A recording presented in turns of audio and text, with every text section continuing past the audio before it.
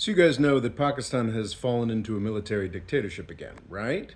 After a military engagement with India some months back, that very rare for these engagements is seen as kind of like a win for Pakistan. The military leader has now been given sweeping new powers. This is seen as more of a formalization. I mean, he's just more or less been seen as the head of state of Pakistan for some months now. Asim Munir. You'd be forgiven for not noticing this because it's just happened very quietly and very straightforwardly. And I think it's a sign of Pakistan's just sort of plummeting democracy more broadly. And it's just gotten worse, not over the course of like months or years, though it's certainly done that, but really over the course of decades. Like Pakistan considers itself an electoral democracy, has prime ministers and presidents. Over the course of Pakistani history, sometimes presidents are more important, sometimes prime ministers are more important. But this is, I think, fairly seen as maybe the third transition to outright military dictatorship in Pakistan's history.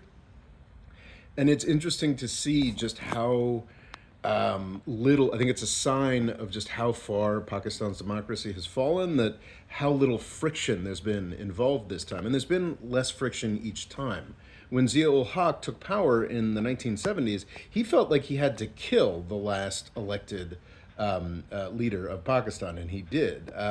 When Musharraf took power in the 90s, the former leaders were exiled. There is, of course, a Pakistani prime minister, former prime minister in jail now, but been there for a couple of years. That's not part of this like actual process. There's still a prime minister, which I think is supposedly more powerful in the current system, and a president in Pakistan. And I looked up their names in preparation for this short, and I've forgotten them already because who cares? The military dictator Asim Munir, unlike the earlier incarnations of military dictatorship in Pakistan, didn't even have to remove these guys because the formal constitutional government of Pakistan is already so much of an afterthought that military dictatorship can start while they're just still sitting in their offices somewhere.